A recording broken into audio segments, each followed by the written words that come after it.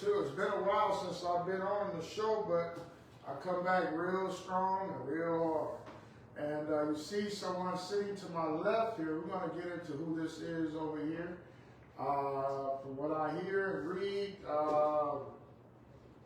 revolutionary. You know, that's all who I roll with. But I would just like to thank you all for tuning in to Dr. Harris' Black Lives Matter show. Tomorrow night we will be having myself and Miss Aline, co-host of the Black Agenda Network. And so I asked you all to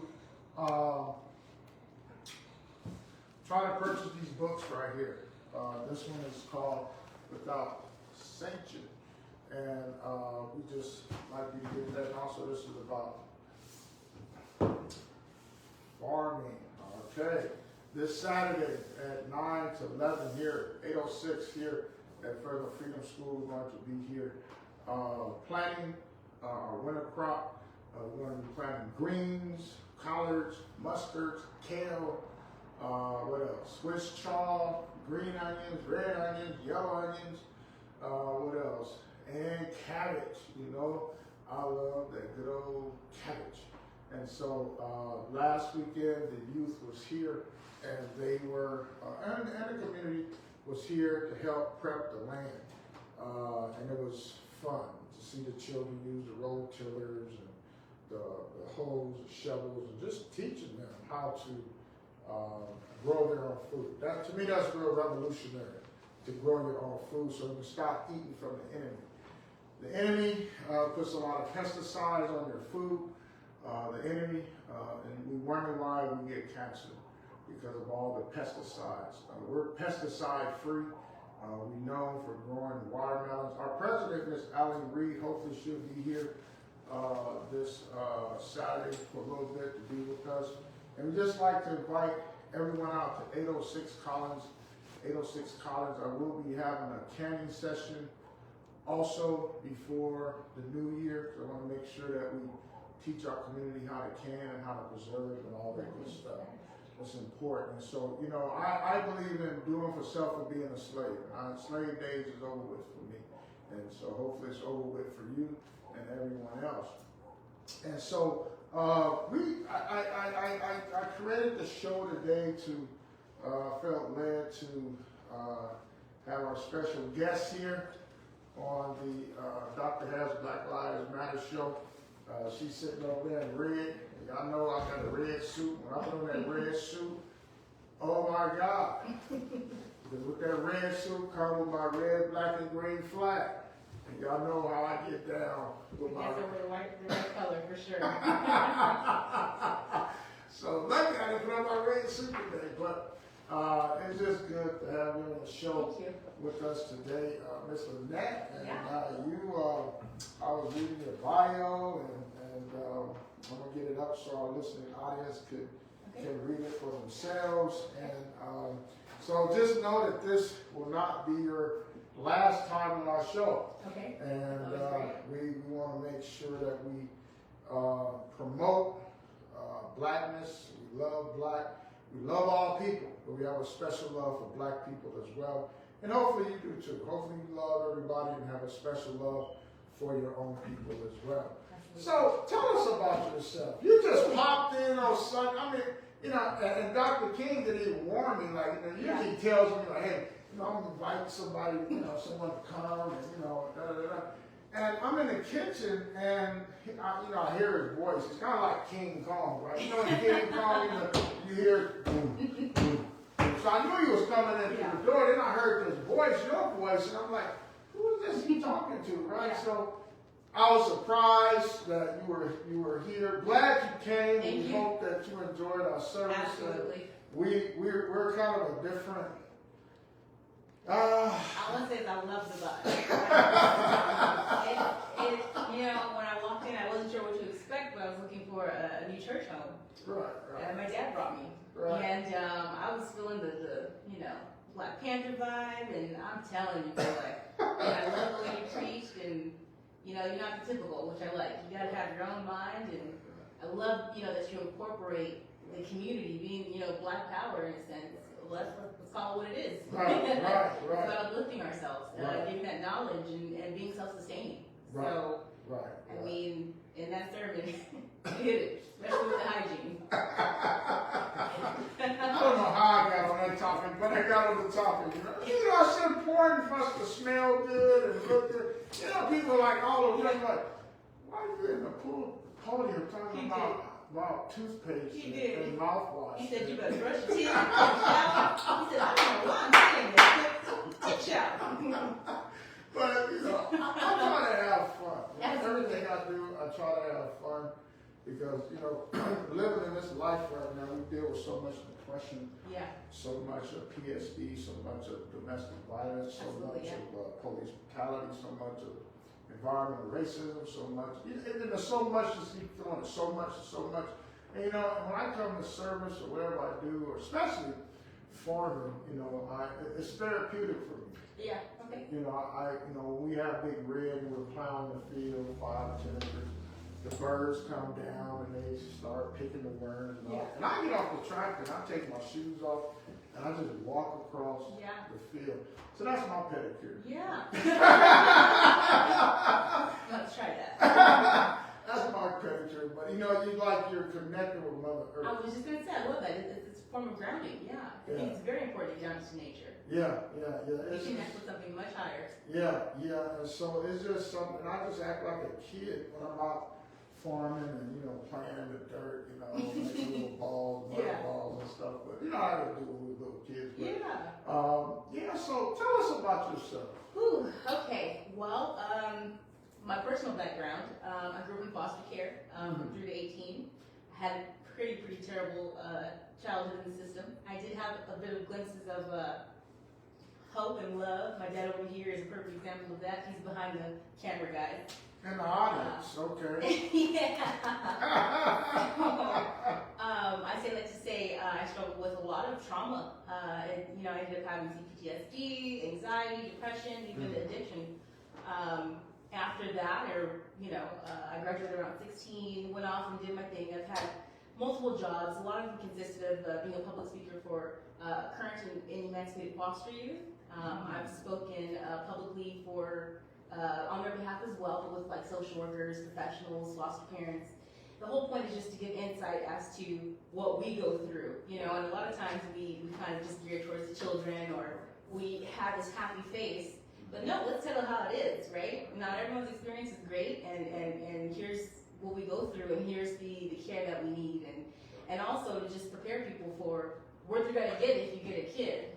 I'd also talk about, people being institutionalized. That could be whether you're in prison or in group homes, you know what I mean? It's all institution. Right. And so other than that, I've worked with nonprofits, so with the homeless, human trafficking, adolescents with high-risk behavior. So I've pretty much done a lot of different things, even medical field. So, yeah, that's pretty much it. My passion definitely lies with reaching out, connecting with people, and I don't know, I feel like when we're together, when we have community, we can express ourselves, and kind of leading into my podcast that I have here, I'm sorry, my That's all right. I can talk all day, so let me know when to stop. Go, please go. But with all the things I just mentioned, leading into my my channel here on YouTube, it's at Lynette Grissom, by the way. Okay. We talk about the pain, right, that we all go through, that we all experience. We've all felt, depression or just struggled or, all these negative feelings, right? But we want to take that pain, and we also want to take the gifts that God gives us, the strength that we have, and we want to use that as tools to go ahead and overcome our obstacles that we have in life, right? Because for me, and I think the best way to go about it is just to kind of become the best person you can be. Be the most authentic person that you envision yourself to be. Right. So, kind of like I said, leading into the podcast, it goes over real life experiences, and it goes over steps on how to become a better you, if you will. Right. And real life moments. It's not always A to Z. Sometimes you gotta. There's some work you gotta do before you get to the A to Z. You know what I mean? So it's some pre-work. Right. So we just kind of go over that and they range from, the topics range from spirituality to, like I said, mental health. Just a lot of things in society that we don't talk about. Why don't we talk about it? Right. So let's do that. Right. You know, I think that's kind of what makes our ministry a little different than most folk, because we teach about real issues, today issues. You know, I think sometimes ministries, not saying all of them, but sometimes that, you know, it's like you just come to sit and listen, but sometimes you need to come and dialogue. Yeah. Right? It's important for people to get out what's going on. Yeah, I would agree. You know, create that safe space is what I'm saying. Absolutely. Where people, I mean, sometimes you'll come here and, you know, you see about 50 chairs in a big circle, you know, and we're all just talking and discussing and, you know, and that's how people learn from other people's experiences, you know. But it's a safe space, right? No one's judging nobody. You never know the person next to you maybe going through the same thing. Exactly. You know, I'm going through, or King going through, or you going through, and you may give some insight. Absolutely. On them being able to look at it from a different perspective or a different angle, or even later on come up and ask some questions, and you can help counsel them or whatever. So I teach that we're all ministers. Yeah. Because I think that we all can minister to different people from different perspectives. Women can minister, you know, and so a lot of pastors won't say that, but I just think that we all have a voice. Yeah. Right? Yeah. You know, you may come here sometime. Folks may come here. And I'm showing a documentary of the Black Panther Party. Yeah. You know? Yeah. You know, it's like, you're like, wait a minute, what are they showing? Well, you know what I love about that though? It's kind of what I said earlier. Right. We live our lives outside of church, right? But the whole point is to integrate it. Right. You know what I mean? So we got to talk about the struggles. It's not just about reading the Bible. Can you integrate both of those things? I think they make you into the best person you can be. Right. If that makes sense. No, I mean, a lot of stuff. So I that really was like, okay, all right, that's the end of my pastor. Yeah, I've been criticized for, you know, doing ministry a little different, but I just feel led like that. You know, one day I think we did it twice. I told Dr. King, I said, you know, I said, look, I said, take the speaker right there. And, you know, because on our food giveaways, I'm out here DJing, you know, doing our thing, you know, people dance and whatever. So I said, but this is Sunday, you know. Yeah. I said, take the speaker and put it outside. And he said, put the speaker outside? I said, yeah. I said, I think people outside need to hear what's going on inside. So let's put the speaker outside, you know. And he said, okay. So we put the speaker outside. So whatever's being said on the microphone, the whole community can hear. Right? Yeah. Because that's who we're trying to reach. Exactly. I mean, I don't understand why we're in the four walls when we're Church trying to be outside anyway, yeah. right? And then I feel sorry for my Catholic brothers across the street.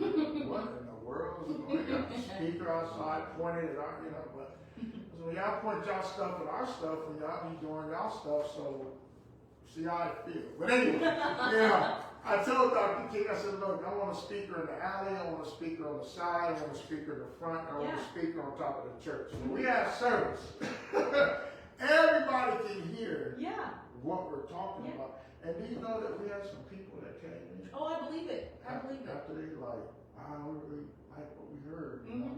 So it's kind of like thinking outside the box. It is. And I feel like I have this whole new take on spirituality. So I grew up Christian, but I kind of fell away from it. That's a whole other spiel. But I eventually came back to it. And I believe in my angels, my ancestors, spirit guides. I mean, it's just, I guess you can say it's how we were back in the day, you know? Like, you know, the herbs and I don't know. It's just it's just really, really ancestral. Right. And I believe that. Like, you know, if you look at the indigenous tribes, the Dogon tribe, you know, they have these, there's God, of course, but they have these stories and these ways to connect Right. with spirituality in a certain way. So that's kind of my main thing. And then, I don't know, I just kind of realized it was God. And I don't know. So my whole point is I think that, you know, spirituality is about connecting with Mother Earth. Spirituality is about knowing that there's a higher source, but it's your connection with Him. It's not about, you know, reading the Bible a certain way and things like that.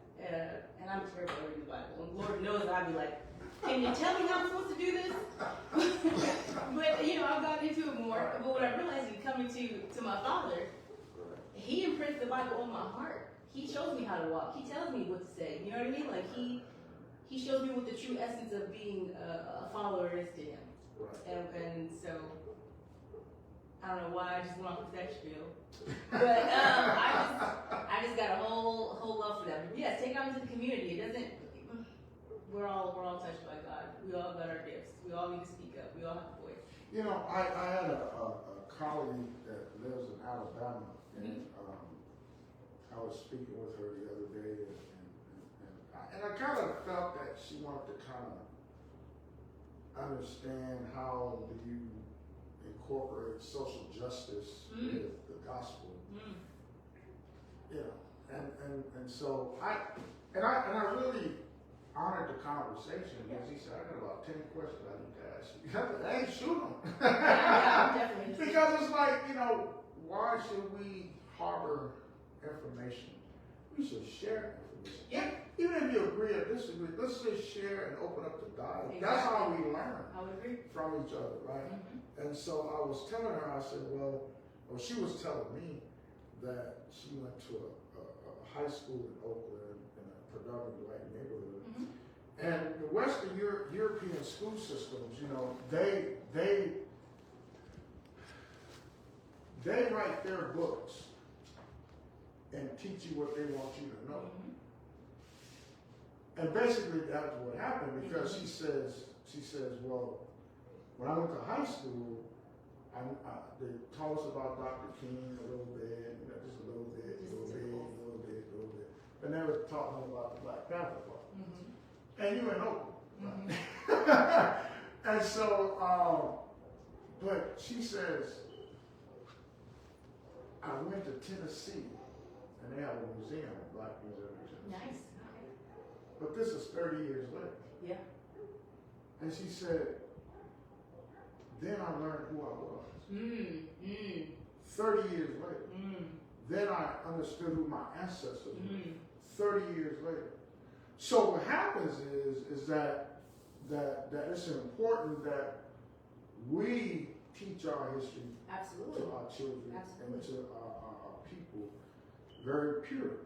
Don't add, don't delete. This is what's happening. Listen, that's why I keep telling y'all to get this book without sanction, because you'll learn a lot in this book here. Absolutely. About lynchings and murders and hanging and all this type of stuff. You'll learn that black people was burnt alive at a town hall meeting, you know, burnt alive. And this is the stuff that keeps me motivated so that history won't repeat itself. Absolutely. Yeah. And so when we started, you know, talking about, you know, the human zoo, it was black people. First zoo was black people, the human zoo. And Europeans were walking around, or women, you know, naked, and just like you go to the zoo today. Yeah, there's Black Slave who was the first one. Yeah. The circus was another one. Yeah. And so, and I told her, I said, don't be embarrassed of what you don't know, because all of us don't know. Right.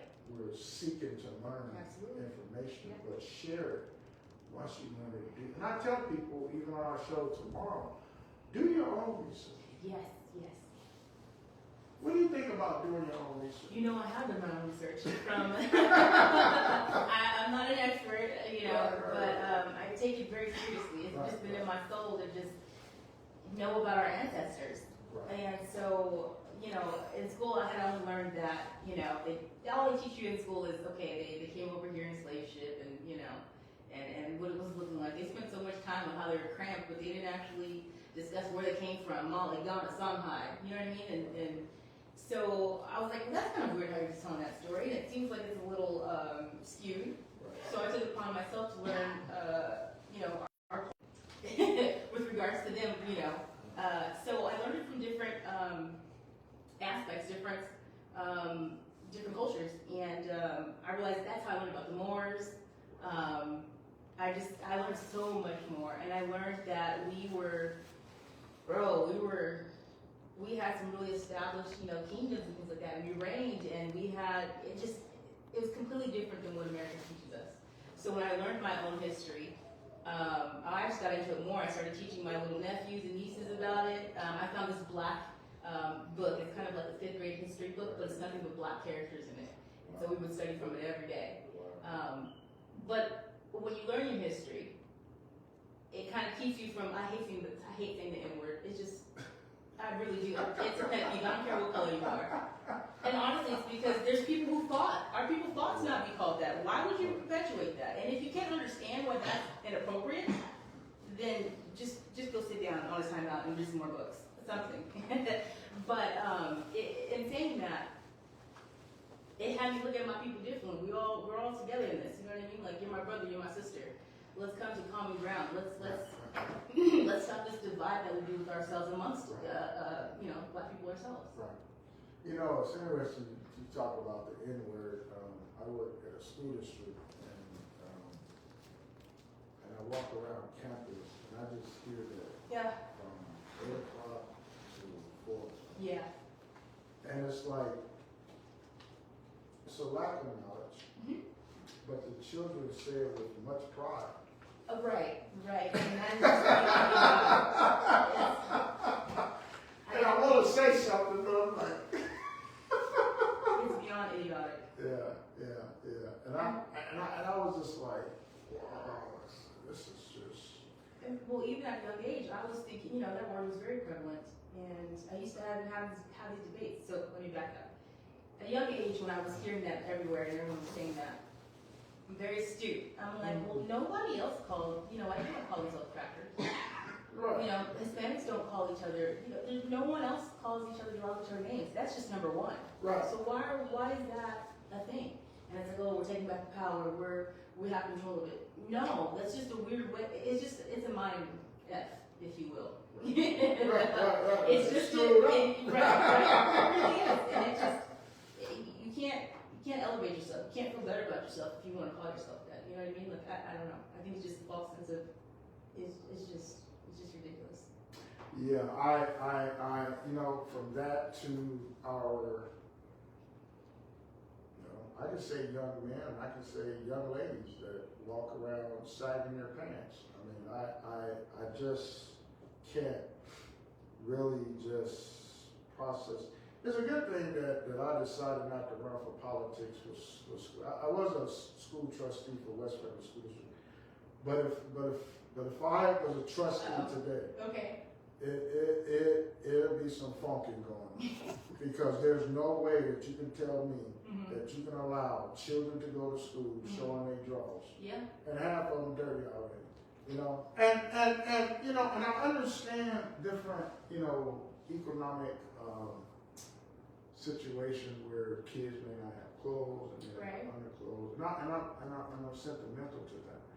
But I don't think our school districts across the country, they're allowing this to go on. See, if you can have a budget to buy football uniforms, basketball uniforms, soccer uniforms, then you should have a budget to buy some belts. And have them at the front gate when kids come in. Put on this belt, you ain't coming on this. And so to me, we have lost standards and morals and structure. And I call it the black village because it took a village to raise a child. So our village has been dismantled. It has been tore up from the floor up. And so I think that we have to come in and do an assessment. But see, we send our kids to a public school institution really don't care nothing about them other than the ADA. Correct. Teachers still don't get paid. Principals still don't get paid. But then I said, where's the structure? Where's the morals? Where's the discipline at? And it's just, I just feel our culture is just disintegrating day by day. And, seems like the system has given all the power to the children and taken the power away from the parents. I would agree. I think that's by design. But Yeah, yeah. And so, so tell us a little bit more about. I was doing some reading here. yeah. You were talking about. I wrote a whole bunch, so it might. You were talking about trauma. Yeah. How do you see trauma in 20? Now look, the Black Panther Party. Y'all see my nice. I love this picture. I love it. I wake up every morning and I feel that I'm this picture. There you go. And then I transform to the Black Panther Party. But anyway, I'm trying to get me one of those chairs. You know, I just keep asking Dr. King, get me one of those chairs that Huey was sitting in. You don't need that chair. You need that chair. I want that chair. But anyway, You gotta get a chair. I think through the civil rights movement, even before the civil rights movement, even before 1921, Tulsa, Oklahoma was born, there was a lot of trauma Yeah. going on. How do you see that then, today? Well, I mean, of course, there's transgenerational trauma. I mean, and we see that. I've been over 30 foster homes and Black homes, so I've had the experience of seeing their dynamics. I live there. Right. And transgenerational trauma is very much a real thing. And the perpetuated violence and the way, how we speak to our kids, the way we put them down. And the main thing is I feel like parents would say, oh, I didn't have as bad as, you don't have as bad as I did. So whatever I'm doing to you is okay. Because technically it's better. Well, it's not. It still it incurs that trauma. And then again, you still have that transgenerational. So it's just, when I think about it, I think it's one of the main things that is built to break our spirit, our soul. And so now we have to do a lot to uncover that, to get back to our true authentic selves, to perfect people that God wants us to be. You know what I mean? Because when you can do that, you can speak up, you can have those conversations to help uplift other people. But that trauma, boy, I think is there to break your spirits. And I say this, speaking to a lot of different people, in my own story. I was abused I have CPTSD. I don't know what that means. That means, like, on the scale of being abused, it was pretty horrible. And, from there, I developed a lot of maladaptive ways of coping. And as I mentioned earlier, anxiety, depression, even addiction. All because I didn't know how to cope because of that trauma. So I think it's a very, very serious thing that we have to take. Like, seriously, like, we need to go to the therapist. I know in our Black community, we don't really want to reach out and speak about these things, but I think it's very important. Our lives are kind of at stake if you think about it, right? And healing myself, healing my trauma, and that I have to give it to God, only to God, because He picked me up at a moment when I was just doing drugs and I just could not see my way out of it. I mean, at all. But I knew that I had a very strong soul. I did, and I was just like, I don't know what to do. But I tell you what, I think that's what they mean by surrendering. And I was ready to surrender all that trauma and all the ways that I was trying to cope with it because I couldn't deal with it. And I just said, God, I don't know what to do. And He said, you know what, baby? I'm going to love you back to life. I'm going to put you on your feet. I'm going to show you how to love yourself. Right. I'm going to show you, I promise you, I feel like God is a perfect parent. Wow. Perfect parent. I didn't grow up understanding a lot of different things. I just grew up in survival, Right. Right. And I went through a lot of things since coming to God, and He still had my back. He's taught me what it means to really walk by faith and not by sight, and He's taught me what it means to trust. Ooh. And I mean that wholeheartedly. Wow. When I gave my life to Him, and it's not an overnight thing, which is why I have the YouTube channel. None of these things happen overnight. But for me, it was like I had to come to you. I say naked, but Adam and Eve, Right, you right. went to God naked. Right. So I told myself, I'm doing all these things, they're not okay. but I have to come to you naked, honest, with no shame, no guilt. Now that wasn't easy, but when I was able to do that, that's what they mean by surrender. And when I was able to do that, he helped me let go of all the things that were holding me back, all the obstacles. And he replaced in me his spirit, love, grace, mercy. And that is what allowed me to take these steps to get out to be better. So. Steps, you use the word steps. I do, yeah. To reach the desire we hold dear. Yes. So what I mean by that is, imagine, or think back to when you were a child, right? And you had an idea of who you wanted to be, the kind of person you're going to be. Right. And then as you get older, life happens, right?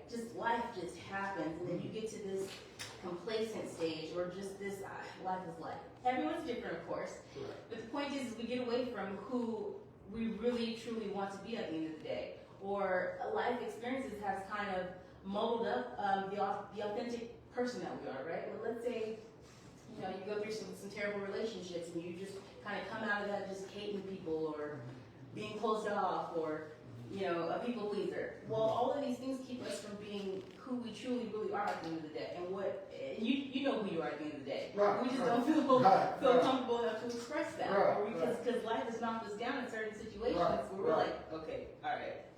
So what I mean by that is we have to take the steps to get there. We have to take off the.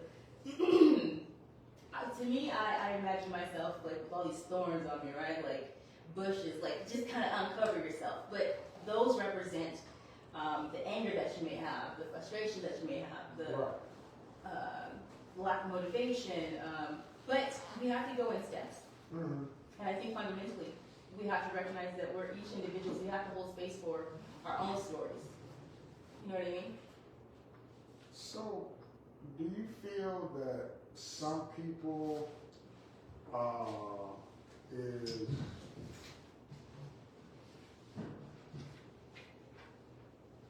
you talked about people going through situations. Do you feel, or have you seen, or people is embarrassed to talk about their trials and tribulations, or domestic violence, or sexual abuse, or they just rather keep it inside and then put on this mask like everything is okay, but the reality is you're tore up inside. You don't know who to go to, you don't know who to speak to, you don't know who to trust. Have you seen that in your journey? Yeah, in my journey, and with, as I mentioned, the prior work that I've done, so I see that with a lot of people. I experienced that as well, and it was really difficult. That's when the addiction started for me, and I was in this place where I still wanted to get the help, but I didn't know where to go. Or I would go to my loved ones, but I would feel even more guilty. I was too embarrassed, too ashamed. They didn't even know half the things I was suffering. But there's a lot of shame, there's a lot of guilt. You don't want to be perceived a certain way. You don't want to be attached to that stigma. You don't want to. There's a lot of things that prevent us from wanting to speak up and speak out. But I definitely experienced that, and at this particular time, I didn't have anyone.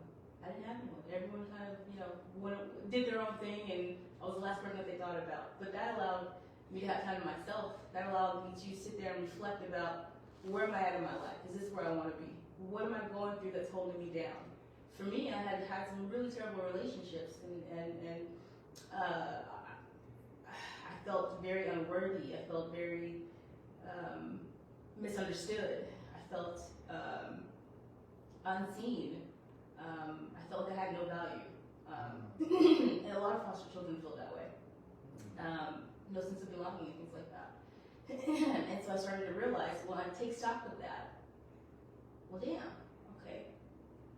So now I know that that's what my issue is. Well, then there's that, but then how am I showing up in the world? How am I taking the experiences that I have, right? Am I being, I'll put it this way. Once you can take stock of your hurts and your pains, then you have to take stock of how do we mentally function. So there's certain things called mental distortions. Right. And when you go through trauma or anything like that, there are mental distortions that will take how we view life. You have mental distortions because you're in a sense of having to survive, no matter what, fight or flight, right? And so you have to tell yourself certain things. Now, it's not reality, and it's not bad, but it doesn't show you the truth, your truth, right? So I had to take stock of what those mental distortions were. And so after that, once you can take stock of that and you have your moments, like you mentioned, grounding, right? Go somewhere in nature where you can just kind of sit and relax and just think about it and see what comes to you. For me, I prayed a lot. I listened to a lot of music, but in doing and praying, my God was just telling me it's baby steps. It's baby steps. Don't put pressure on yourself. Don't expect change overnight, and don't feel bad because you're still drinking and having fun and doing all this kind of stuff. Just know where your heart is. Just know you're trying to make that effort and be honest about it. And so when you feel like picking up that bottle, wait 5 minutes, then wait 10 minutes, then see if you can go a day. And each time you feel that, just pray, God, you know where my heart is. I need some help, and you'd be surprised and amazed what God can do. And so.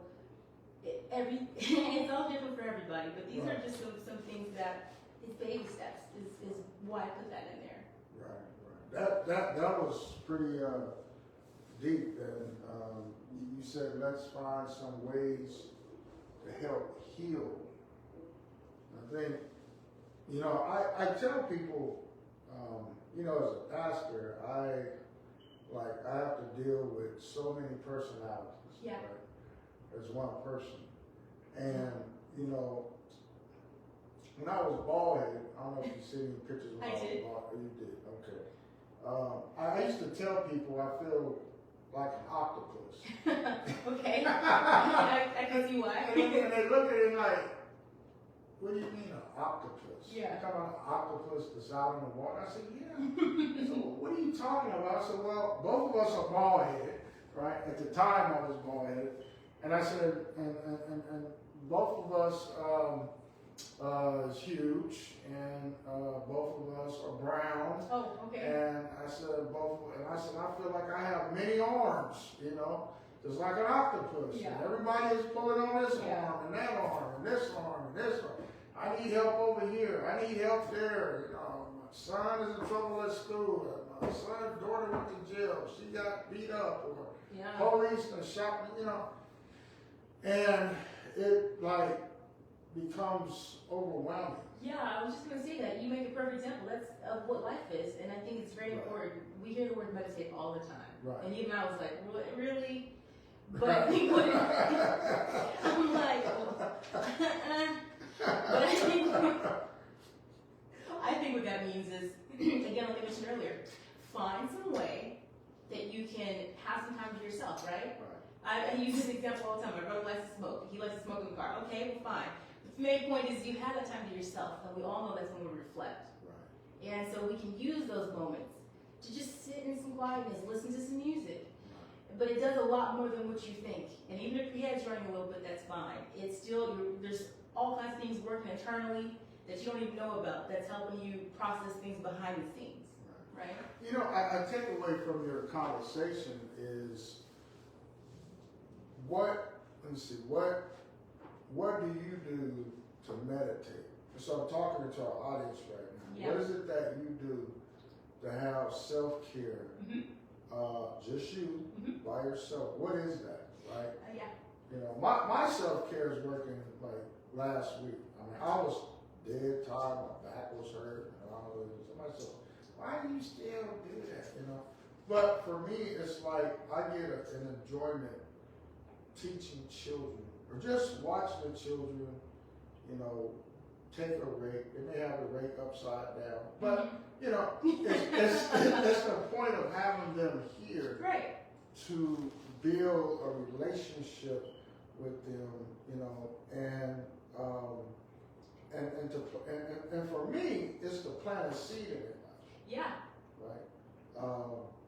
And when I say seed, some type of understanding, structure, discipline, explaining how to use a tool, because that's basically what our ancestors did.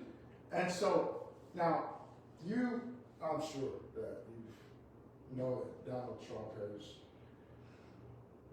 quote unquote our new president, And, you know, I had a few people call me today upset, man, crying. And I was like,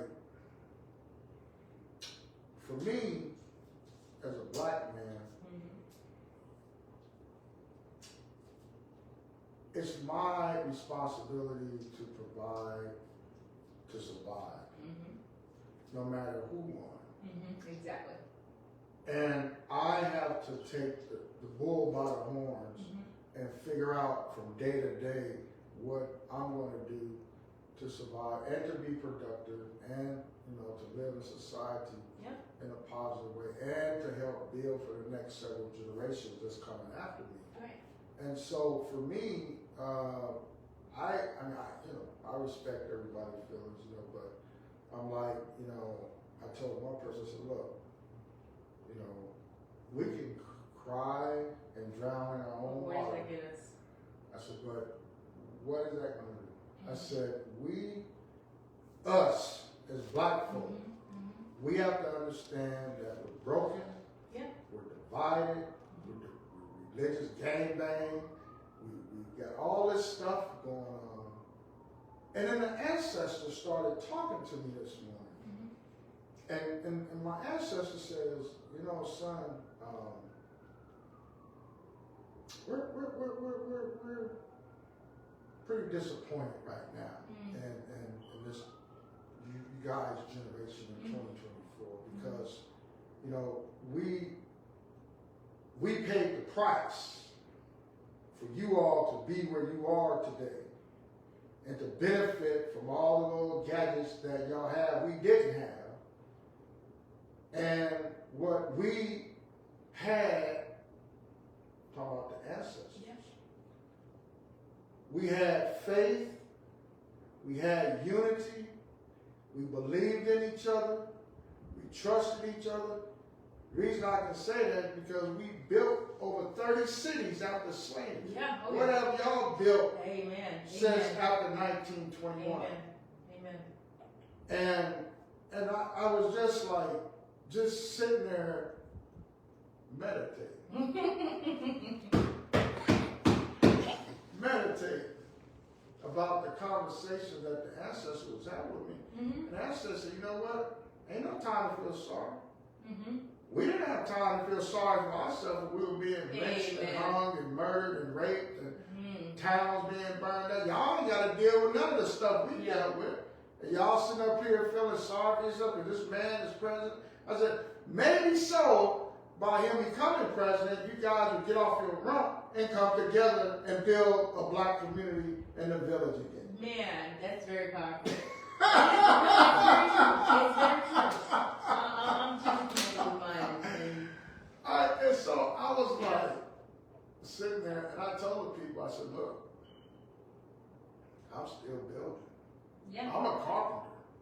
I got my hammer, my nail bag, my nails, and I said, I'm going to work. And your 8 arms. And my 8 arms, And I said, I'm not going to feel sorry for nothing. I said, I got work to do. I said, you all have to understand. I'm talking to our listening audience right now, those that's watching. You have to be concerned about your community, your local community. I said because you have school boards, you have county boards, you have commissions and all that.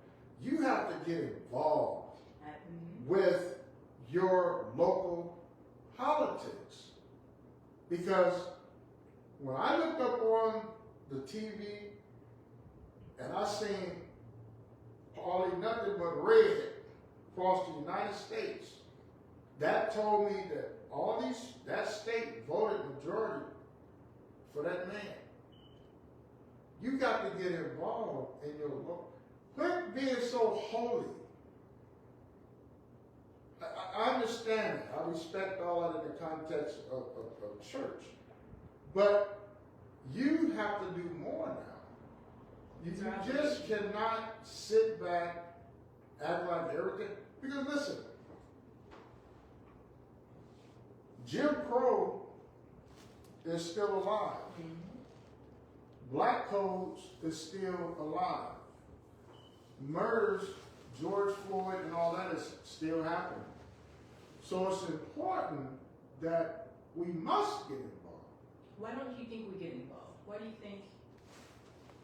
Why do I think we don't? Yeah. Well, that's a good question.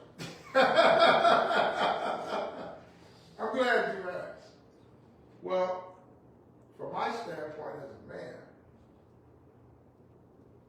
there's a couple of reasons. Number one, people don't get involved because they're scared. The second reason people don't get involved. Wait, you gotta back up. What are they scared of?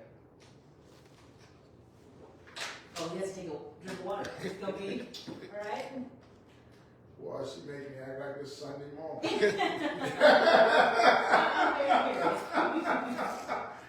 Why are they scared? Well, I think people haven't been taught right.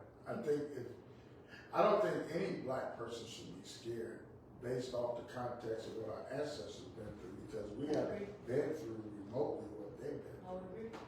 But they're scared. And I think they're scared of success.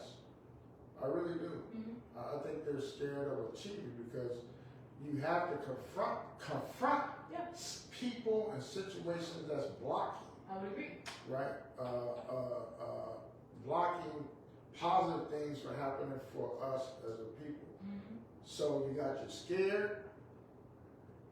Number two, you got the people that just don't care. Mm-hmm. Three, you got your sellout. Sellouts. Sell outs. In history, we call them house Negroes. Okay? We have many of those across the country. I beg to differ on the house Negroes. Okay. Let's hear it. You gotta give your opinion first. Why would you? I mean, they had to take the brunt of some shit too. It was just different.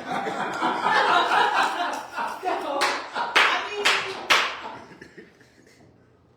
Well, I look at the brother that you probably seen the documentary of the Black Panther Party, and I thought it was very interesting that this brother had the coronas to talk about how he infiltrated the Black Panther Party, right? I guess he needed some money or whatever, but he all the infiltration always came from someone that looked like us, right? Mm-hmm. That we trusted. Mm-hmm. Now, I say that in the context of even Dr. King. Now, Dr. King, may he rest in peace, all of our freedom fighters. There was a lot of pictures took of Dr. King. And one of the main, you guys see that, he said, "I am a man." You might have seen that picture. So one day, somebody did a public information act request on this brother. Okay. And come to find out that Dr. King, famous photographer, was working with the FBI. Oh yeah, you didn't hear about that? And they knew every move that Dr. King was doing. But at the time, no one knew. But what they did was they forgot to take his name off the FBI list. And now everybody's dead now, right? And I think it was Harry Belafonte said that he didn't even know that this cat was working with the FBI. So I teach people that you have to watch the people that's closest to you. Mm-hmm. You watch the enemy too, but you got to watch those that call themselves your friend. You know, I'm learning that. Your homie, your road dog. You know, you got to watch all of them because, listen, money can buy anybody. And money talks, you know, and so it's important that when I look at the documentary of this brother that infiltrated the Black Panther Party, I mean, he talked about everything, the codes, the you know, where he met the FBI at, when they gave him a check and all. I saw that on a documentary. Yeah, that's the one I'm talking about. That's the one I'm talking about. I was like, I think he got some coronas to come out here and talk about this now. That was. So it's tough when you're in leadership. you really have to be prayed up. You really Yeah. have to know who's around you. Mm-hmm. You know, our phones are tapped. Mm-hmm. This lady from Fresno. Don't talk about phone tap because I can give you a whole spiel. This lady from Fresno was on YouTube talking about how somebody was inside her TV talking to her in her living room. No, for real. Do you want my story? Sure, give it to her. How much time we got? No, I legit had somebody hacking me. And where I work, well, I can't say it on, but I work where, like, federal government, like, if there's any kind of, like, I can go to jail for, like, messing up some stuff. So I reported real quick, like, we have, like, FBI agents that, like, work. Anyway, but I realized I was being hacked, and I was like, oh, let me call them, because I work on my internet or whatever. But, so I thought it was just my phone. And I realized that I had a virus put on there. Now, mind you, I'm a student. I like to learn. So I know a little bit of everything. I know what to look for. Right. But they had hacked my Google account, and then they hacked my bank accounts, and then my actual phone. And then I'm like, oh shoot, how are they getting in? And then my Wi-Fi gets hacked, which is what I was using for work. So that was a whole big spiel. And then all my documents are exposed. My whole life is on my phone. So I'm trying to figure out how these people are getting in. And as I'm doing that, they don't know what I know. I discovered that they were recording me, both with the camera and the audio. They forced the settings to be on. When I became aware of this, I was going to the actual phone to see what they were doing. I would call it stealth hacking, okay, people? So I'm watching all this, right? So I started, like, recording evidence because this is a crime. So I backed it up to an SD card. But it was bizarre. It was bizarre because these people, I still don't know what they were doing. I started looking up ransomware. They even tailored, like, they faked, you know how you have the Google app? They faked the Google app. So it mimics an actual app, or it mimics a setting on your phone. But it's like major. And so the more I would try to ascertain exactly how it was being hacked, or go to these settings that did not look familiar, I found a whole bunch of stuff. And I went to AT&T, and I'm like, yo, every time I switch a phone, this whole stuff keeps happening again. And they were like, yeah, we keep hearing that. We don't know how they're getting into it. We think it's the actual Wi-Fi. So be careful. Make sure you're in a closed network, VPN, and go to your phone settings. Nowadays, you can, have you heard of screen mirroring? Of course, right? Well, you can do that on different devices. So they can even see you on the TV. They can see you on, oh yeah, I'm telling you, man, it was intense. You mean tell me you could be at home, walk around naked, and they watching you? That's pretty much what happened. That's pretty much what happened. So, but yeah. You wish you had some clothes on. Nowadays. Well, the hour has come and gone, and we just want to thank you for coming on Dr. Harris Black Lives Matter show and able to share knowledge and experiences with us. And we hope that something was said today, tonight, or this evening, whatever it is. I'm tired. That maybe make you do critical thinking. One of the things that I always say on our show, we want you to do critical thinking. Don't believe me. Don't believe nobody at the table. Don't believe nobody in our audience. You go and do your own research because that's what empowers you. We want you to be empowered. We want you to have knowledge because knowledge is power. Don't always take people's word that it's gold and that. You may trust them, you know, but still go and do your own research because it's important that you come up with your own narrative of whatever you're researching, right? Believe me, before I speak, I know what I'm talking about, but I still want you to go do your own research. And I believe you agree with me on that, that the importance of that. Arlene, you know, on our show tomorrow, the Black Agenda Network, when we're talking about the presidential election and things like that, and so in her perspective, But it's important that we rebuild our village. Our black village has been destroyed. It's been dismantled intentionally, not just here in Mississippi, Fresno, Ocala, Alabama, but across the world. And so we have a job to do. We have a new president. Like it or not, it is what it is, but it's time to go to work. I don't want to see no one drowning in their own tears and going to commit suicide and going to the liquor store, buying 50 Mickeys and Budweisers and Cisco and Blunts and all that. Okay, let's at least limit it. How about that? Yeah. But whatever you do, just build. Be a carpenter. Be someone that to leave a legacy for your family or community at this day and age, because it's needed. And I just pray now that we, as black folks, can start coming together, working together as one, as our ancestors did, and that will make them happy. Oh yeah. And they won't be rolling over in their grave upset at us. And so I want to give you the last words, and we're going to call it a night. Okay, well, if you're looking for some inspiration or just kind of see what I'm all about, go ahead and check me out on YouTube. I'm at Lynette Grissom. We'll go ahead and put a link in there so that way you can check us out, check me out. That's right. I want you to check her out. Check. How do you spell check? Let's talk. C-H-E-C. Check her out. Anywho, yeah, I'll be there. Lynette Grissom at Yahoo.